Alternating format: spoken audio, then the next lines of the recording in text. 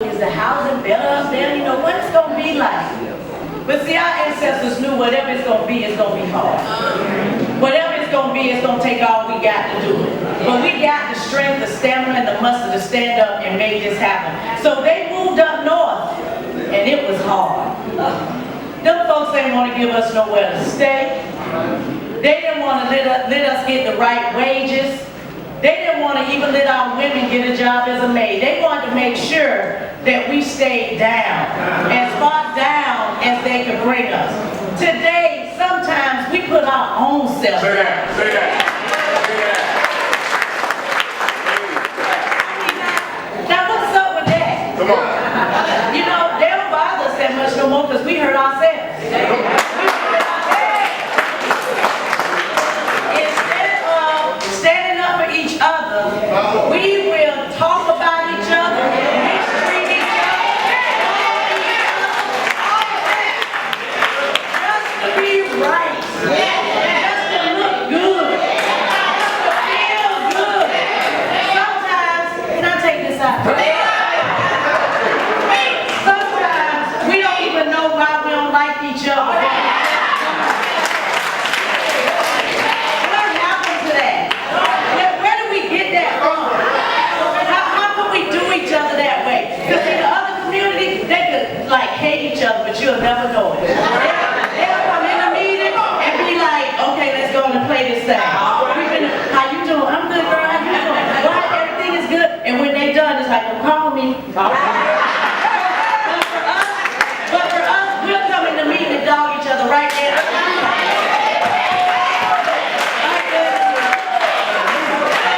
You tell me how we gonna migrate if we can't cooperate and work together? How are we gonna take that next step? You tell me, Pastor, how you do that if you dogging each other and mistreat each other? So let me tell you what our ancestors did, because I'm telling you, they're golden. I'm telling you, they're golden. So they got up north and they said, you know what? We're gonna build our own town. We're gonna build our own cities. We're gonna build our own space. We got this. And you know what? They started building many cities in big cities. And that's how the Harlem Renaissance got started. That's how all this stuff that we got going, it got good. But you know what's so sad?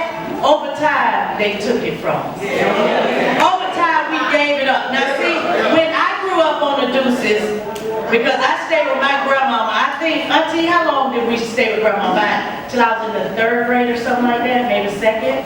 About third. 3rd grade. So I lived right on Fairfield Avenue, right up the street. We go to Sydney Harbors and Snow Peak and all that. All that. I had a bus driver named Miss Flossie. Miss Flossie used to take me to Fairyland and where we went to school, all of that. I remember that. You know one thing I do remember is back then we did not disrespect our adults. We were not disrespectful. How did we migrate if we were being disrespectful to each other? We came together because we wanted this thing to work back then. They wanted to have a better life. They wanted us to have our best life. They wanted us to be right here having this conversation right now today because they wanted us to have a place like Enoch Davis Center where Mr. Davis, who did what he did for the community, for us to be here today. But we wouldn't have it if they didn't migrate. We wouldn't have it if they didn't put one step in front of the other. We wouldn't have it if they didn't come together to make that happen. And we won't have it if we don't go back to go forward. If we want to leave America better than it is today, the migration must continue. Okay, it can't stop with what happened back then. As a matter of fact, I have found some of my best decisions was going back then. And thinking about what would Fannie Mae Jones say to me? What would the village say to me? See, we don't have no village no more. Back in the day where I grew up, everybody could whip my fire. It was an equal opportunity whipping, you know. You get a whipping from your neighbor, did she tell your mama? Did she whoop you? Did she tell your grandma? And then you get a whipping. Some of us got like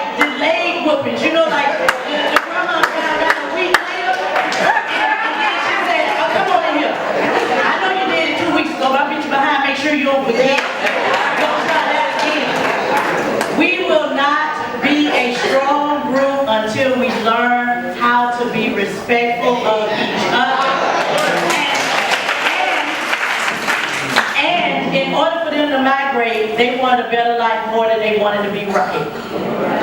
They wanted a better life more than, oh, I'm so-and-so's daughter and I'm this. It doesn't matter who you are, honey. That is irrelevant. Do you know, as the president of St. Pete College, I have people say, you know what, oh, okay, that's nice, so can you help me do such and such? They don't care about no status. They don't care about your position.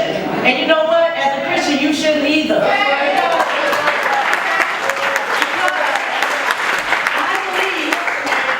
If you are a leader, you are a servant. I'm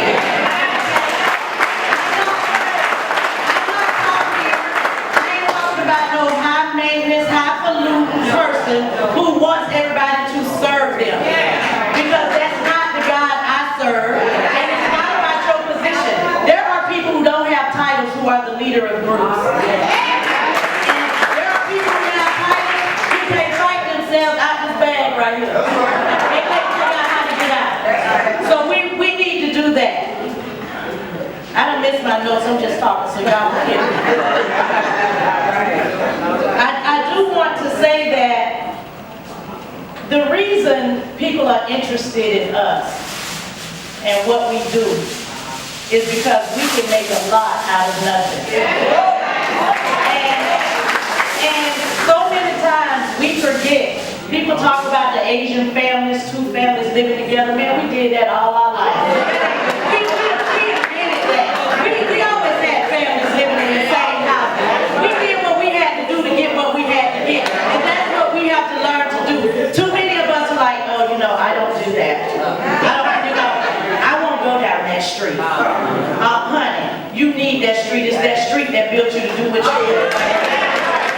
And people need to remember that. And the reason why I was so happy when Mr. Haynes asked me, he said, Tonjua, talk about the migration. It was like, I am the migration. You are the migration. We are here because of the migration. If it did not happen, we would not be here. So I got some questions to ask y'all. I'm going to skip all the way to the back, because I know I'm holding y'all from y'all food and stuff like that. I know. So I want to say this. So you mean to tell me that someone down your ancestry line survived being chained to another human being for several hours in the bottom of a disease-infested ship during the Middle Passage, lost their status, their language, their occupation, their customs, and their traditions? So you mean to tell me somebody from your ancestry got through all of that? Because if they didn't, you wouldn't be sitting here. So that's one. Number two, you mean to tell me someone from your lineage picked up the English language as best they could while working free of charge from sun up to sundown as they watched men be violated and degraded publicly, babies sold out of the mother's arms and raped by ruthless slave owners? You mean to tell me someone from, we from them, and they got through all of that? So you mean to tell me someone down your lineage lost their birth name, took on new names with no last names, no birth certificates, no heritage of any kind, and became regarded as property? So you mean to tell me that someone down your ancestry line braved the Underground Railroad, survived the Civil War to become sharecroppers, migrated north and built a new way of living, learned how to read and write out of sheer will and determination, faced the burning crosses of the KKK, averted their eyes at the black body swinging from ropes on a tree? Somebody from your ancestors did that. Our ancestors demonstrated the greatest level of resilience and determination. They wanted to create a quality life for generations to come, for us. So you mean to tell me here today, they did all that and we still whining over broken fingernails? Somebody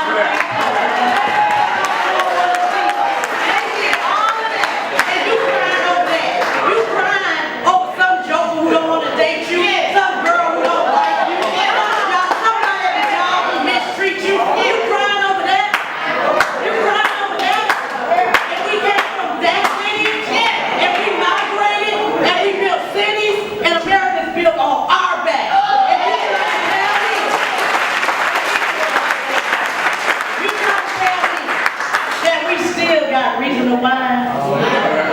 So my question to you is, 20, 30, 100 years from now, what they gonna say about us? What sacrifices have we made for our generations to come? What changes, improvements have we done to make the lives of our great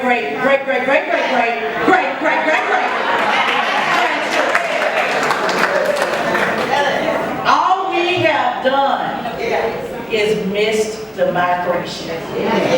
We forgot that we are here because of them. And they went through all of that. And you know what I believe? They do it again. They will do it again for us. So when we are gone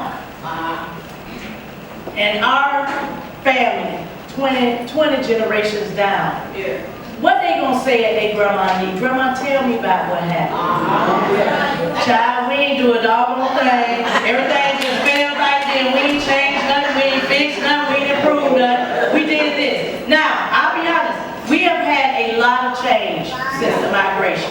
Okay? Don't get me wrong. We have a lot of actors, Will Packer, all these different people that we would not have had without the migration. But